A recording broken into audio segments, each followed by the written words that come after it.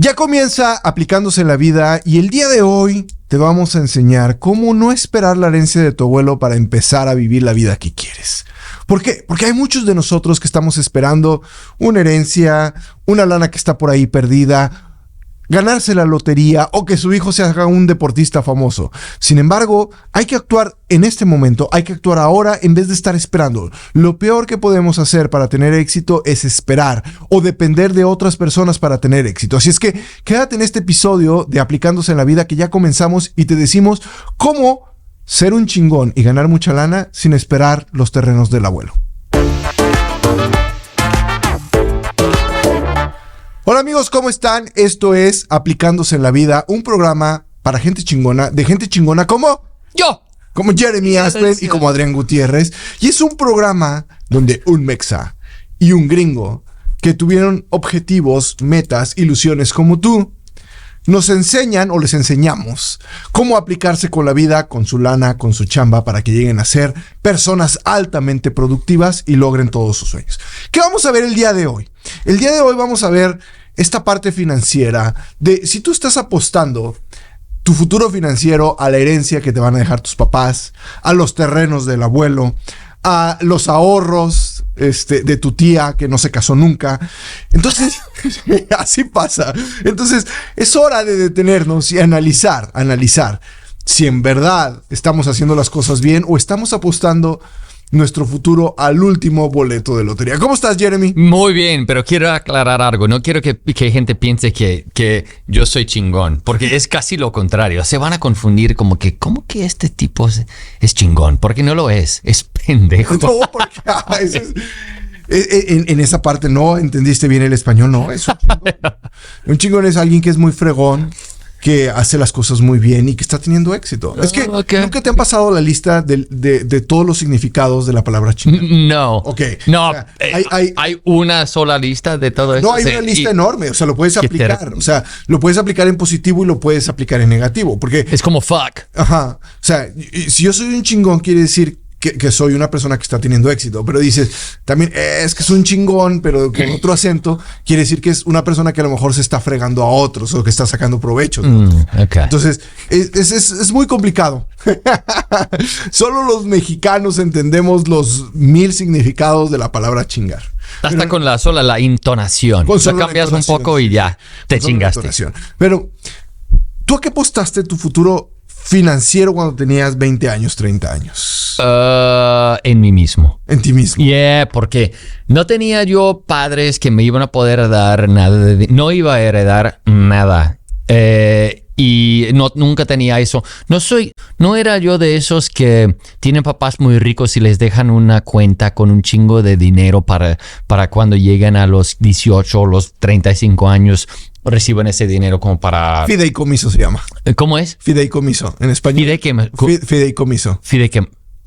Eso no tenemos, yo no tenía ese lujo, así que yo tenía que basarme en algo un poco más realista y no contaba yo con mucha gente que me iba a apoyar en esa época, así que yo me dediqué a invertir en mí mismo y lo he hecho toda mi vida y no voy a dejar de practicarlo porque de hecho yo creo que es la única manera de hacerlo. Porque lo que tú estabas mencionando de heredar, porque si estás esperando a que tu abuelo muera, pues qué malo, que quieres que tu abuelo se muera. Que tu vida va a mejorar en cuanto muera tu abuelo. El pobrecito de él. O sea, más conviene que esté muerto él que vivo. Qué malo.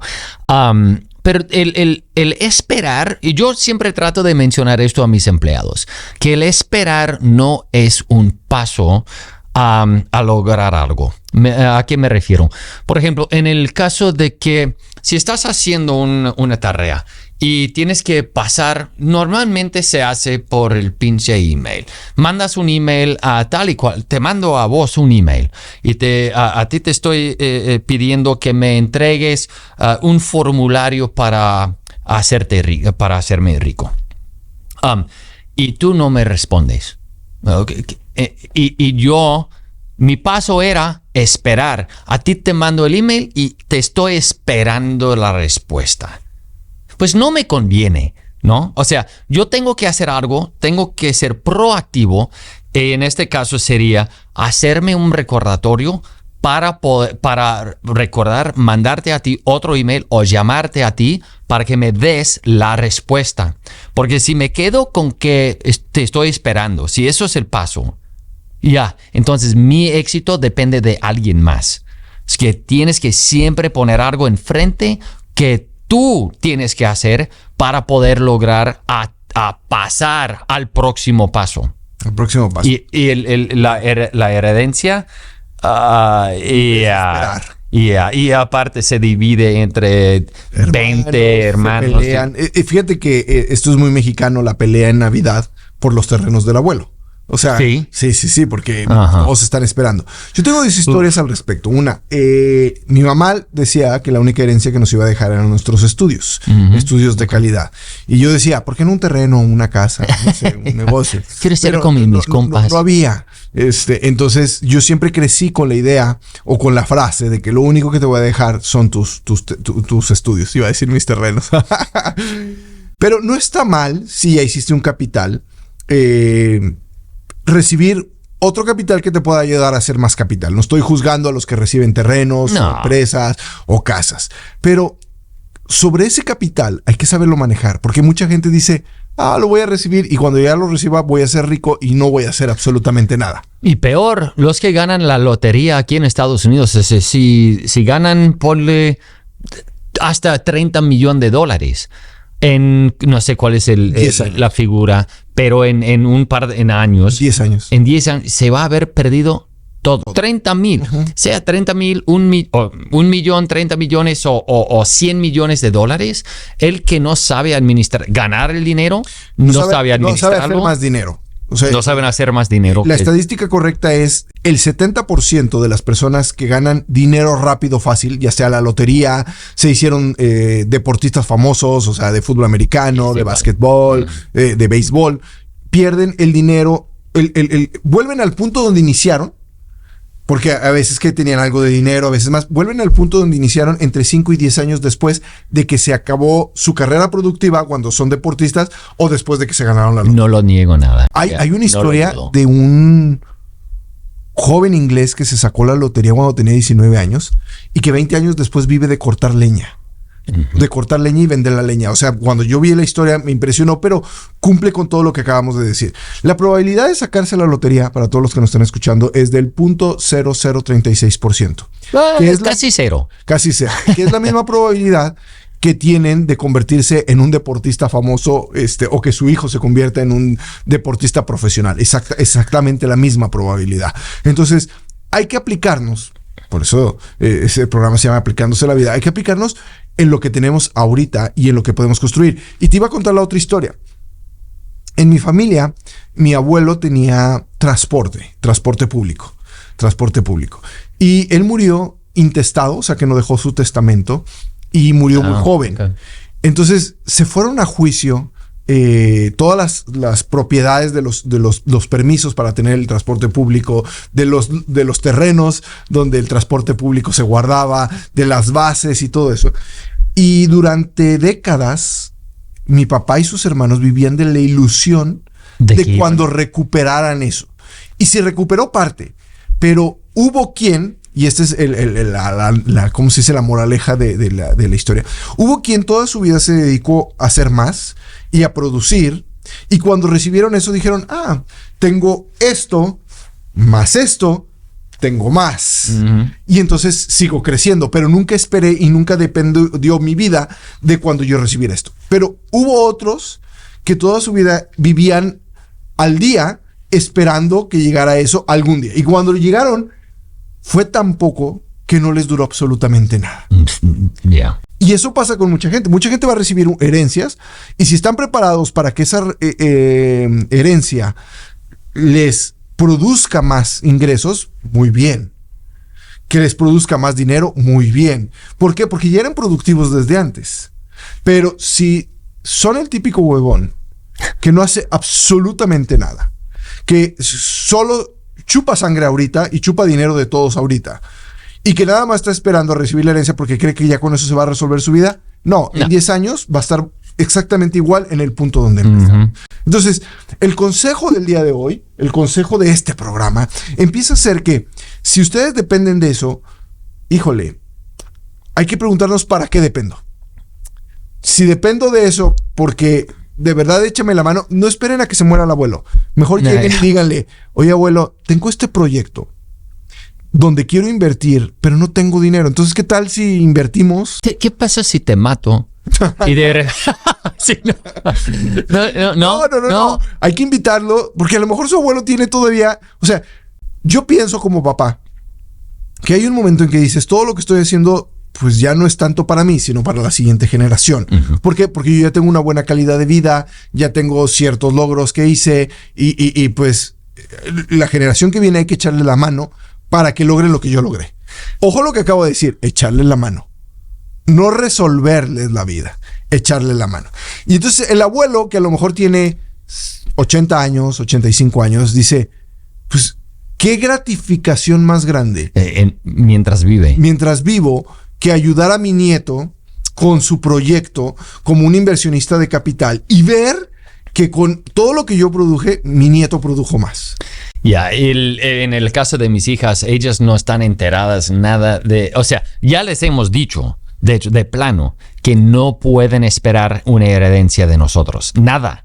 Porque no quiero que ellos... ¿Cómo es esa palabra de una cuenta en el futuro? Fideicomiso. Ok, fideicomiso. No cuentan con eso porque mis amigos que sí tienen o que han tenido ese lujo, no les ha ido muy bien. Les cortó más que nada las ganas de tener éxito. El hambre, no tenía nada de hambre. Y si eres un empleado, o sea, estás esperando que muera tu pobre abuelo para que algún día puedas realizar uno de tus sueños. Ok, no es que tienes que soltar ese sueño. Hazlo, síguele. Pero mientras, lo que yo aconsejaría a todos es que pongas un paso adelante que puedes llegar a obtener. Siempre tener un paso enfrente donde puedes ir como para mejorarte la vida. Tú solo, tú mismo tener eso, porque como he dicho, si no, el esperar no es un paso al éxito. Para nada. Es lo contrario, de hecho. Y si ustedes quieren enseñar algo positivo a sus hijos o a la siguiente generación, enséñenlos a ser aspiracionistas, que es una palabra prohibida hoy en México, y a tener hambre. Yeah. Es que tenemos un gobierno, no hablamos de política, donde ser aspiracionista es malo, donde querer más, querer progresar es malo. Como tipo socialista. Sí, porque quieres destacar sobre los demás. Entonces, yo creo que el aspiracionismo y el querer más, el tener hambre, porque el hambre, no estoy hablando del pan. El hambre la puede tener el hijo de Warren Buffett, o el hambre lo puede tener el hijo de una persona pobre. Pero los populistas van a aprovechar del uso de ese término porque el tener hambre sí duele. Y duele físicamente. Porque no es... o sea, la analogía sí es muy correcta, pero esos cabrones que... En México, y lo estoy diciendo con cifras que vienen en mi libro de cómo ser un mexicano exitoso. El 95% de las personas tiene resuelto el problema de la comida. El 95%. En México. En México. Solo hay un 5% que vive en comunidades muy aisladas, porque cuando te dicen, no, es que en México no hay, sí hay mucha pobreza ahí. Le digo, ok, ¿dónde? Es que hay que ir a la Sierra de Oaxaca. Ok, ya me estás diciendo a un estado de 32 y a una zona en específica de ese estado.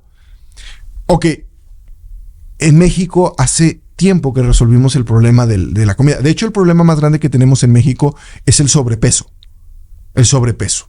Está aumentando allá también. Es el problema más importante de salud junto con la diabetes. Que la diabetes es un problema relacionado con el sobrepeso. Nos están siguiendo porque nosotros nos ha tocado ese problema. Y la estadística te dice, ok, si ya resolviste el problema de la comida, te toca resolver los siguientes problemas. Y el hambre me refiero no a esa hambre que dices tú que duele. Que sí, fíjate, si los gobiernos se enfocaran en ese 5% que no tiene resuelto el problema de la comida, en menos de un año lo resuelven. En menos de un año.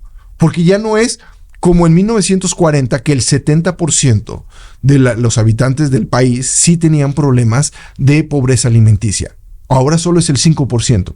Cuando hablamos de hambre, de esa que sienten los ricos, que siente la clase media y que sienten los pobres, es de esa hambre de decir, ¿qué puedo hacer con mi vida para trascender en lo económico, en la trascendencia personal, en la cultural? Porque hay muchos ricos que trascienden de otras formas, no solamente monetariamente, sino haciendo labor social, ayudando a otras personas a crecer, que eso es lo que hablábamos ahorita del abuelo. El abuelo a lo mejor dice, no hombre, yo ya tengo terrenos, ya tengo esto, ahora quiero trascender a través de ellos, haciéndolos crecer, ayudándolos con sus negocios, haciéndolos personas de bien. Que se vale, pero también está la persona que no tiene dinero, que lo único que dice es, bueno, yo quiero tener una mejor calidad de vida, quiero tener un carro bueno, quiero tener mi propia casa, y cuando dicen, híjole, es que ¿para qué quieres tu casa? Para dejarles a mis hijos un patrimonio, híjole. O ¿para dónde vivir? Tienes 4 hijos y tienes una casa. Yeah. Va a ser un problema. Yeah. Va a ser un problema. Mejor, ten tu casa para ti, para disfrutarla tú, porque te gustó, porque te la ganaste, y ya cuando te mueras, que la vendan y que se la repartan en 4 partes iguales. Tenemos un dicho, no sé si es un dicho de aquí en Estados Unidos o nada más que usamos mi esposa y yo, pero es casa chica, vida grande. Y eso podría ser otro episodio del show, pero la idea es que tú puedes vivir, o sea, vivir con lo mínimo que puedes, con lo necesario. Con lo necesario y a lo mejor un poco más, pero no como para pavonear y todo y malgastar todos esos recursos. Nuestra casa, hemos cambiado de casa, pero nuestra casa en la última década por lo menos, estaba a como 150 metros cuadrados. El promedio aquí en Estados Unidos son 260. Así que era muy chiquitita la casa, más chiquitita. Pero lo bueno de eso es que te da libertad en otros lugares. O sea, y para mí la moneda más importante es la moneda de sentirme seguro. Y para hacer eso tengo que presentarme a mi familia con la casa más chiquitita, ¿no?